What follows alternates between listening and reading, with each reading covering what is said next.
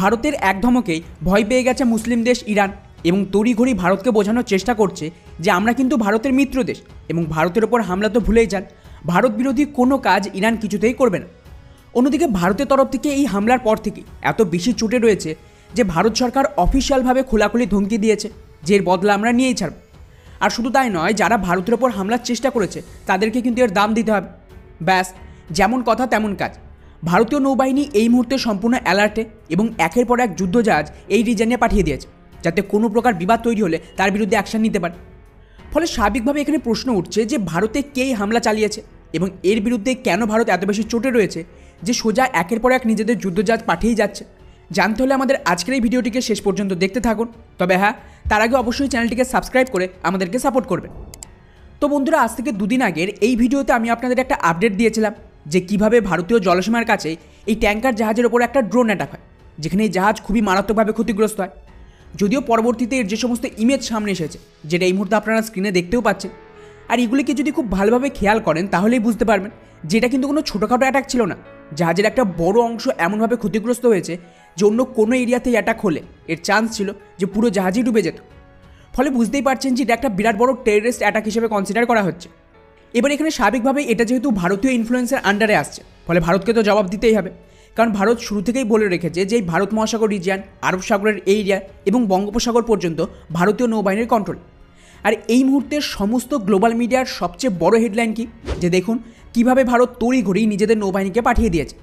BBC, Al Jazeera বা American media সব জায়গাতেই একটা হেডলাইন যে ভারত একটা দুটো নয়, ব্যাক টু ব্যাক 3টে যুদ্ধজাহাজ এই রিজনে পাঠিয়ে দিয়েছে।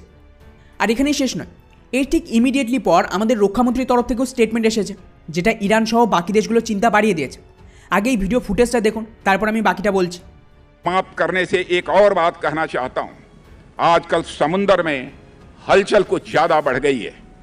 भारत की बढ़ती आर्थिक और सामरिक ताकत ने कुछ ताकतों को ईर्ष्या और द्वेष से भर दिया है। अरब सागर में हाल में हुए यमवी चैंप प्लूटो पर ड्रोन हमले और कुछ पहले लाल सागर में यमवी साईं बाबा पर हुए हमले को भारत सरकार ने गंभीरतापूर्वक लिया है। भारतीय नौसेना ने समुद्र की निगरानी बढ़ा दी है।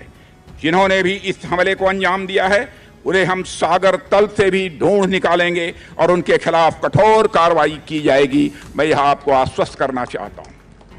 साथियों, भारत पूरे इंडियन ओशन रीजन में नेट सिक्योरिटी प्रोवाइडर की भूमिका में है। हम सुनिश्चित करेंगे कि इस इलाके में होने वाले समुद्री व्यापार सागर से उठकर आसमान की बुलंदियों तक पहुंचे। इसके लिए हम मित्र देशों के साथ मिलकर सी लेन्स को मैरीटाइम कॉमर्स के लिए सेफ और सिक्योर बनाए रखेंगे।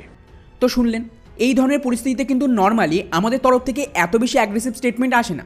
আর এখানে ওপেনলি আমাদের রক্ষামন্ত্রী ধমকি দিয়েছে যে যারা এই হামলা করেছে তাদের বিরুদ্ধে তো অ্যাকশন হবে এবং এরা যদি জলের নিচে লুকিয়েও থাকে সেখান থেকেও খুঁজে বের করা হবে। অর্থাৎ পরিস্থিতি অনেকটাই বিগড়ে গেছে। তা না হলে এত বেশি কঠোর স্টেটমেন্ট ভারত সরকারের তরফ থেকে আসতো না। এবার এই নতুন রিপোর্টটা দেখুন, যার মতে আমাদের নৌবাহিনীর একটা স্পেশাল টিম ওই জাহাজে পৌঁছে গেছে এবং এর উপরে ইনভেস্টিগেশনও শুরু হয়ে গেছে যে ঠিক কী ধরনের অ্যাটাক হয়েছে।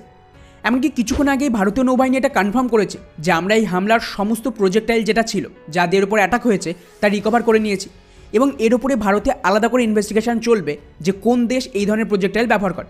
এর থেকে কিন্তু অনেকটা ইনফরমেশন পাওয়া যাবে। ব্যাস, ভারতের এই ধমকি আর নৌবাহিনীর ডিপ্লয়মেন্ট দেখেই সবচেয়ে বেশি আতঙ্কে রয়েছে ইরান।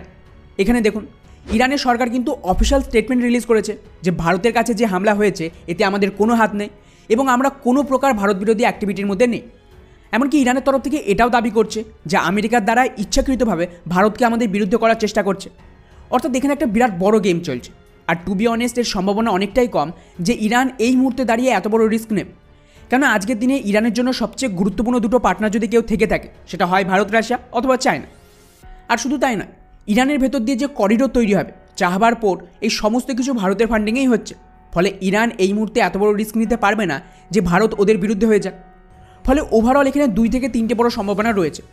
নাম্বার 1 হতে পারে যে ইরানি এই হামলার পেছনে রয়েছে কিন্তু ওরা বুঝতে পারেনি যে এটা ভারতের দিকে আসছিল, অথবা ভারতীয় সীমান্তের এত কাছে এই হামলা হবে তাই ওরা কভার আপের চেষ্টা করছে। দ্বিতীয়ত, অন্য কোনো দেশ এই সমস্ত করতে পারে, হতে পারে এতে পাকিস্তানের হাত রয়েছে, বা এমনটাও হতে পারে যে পাকিস্তানের মাটি ব্যবহার করে অন্য দেশ এমনটা করেছে, কারণ এই ধরনের কাজ এর আগেও হয়েছে।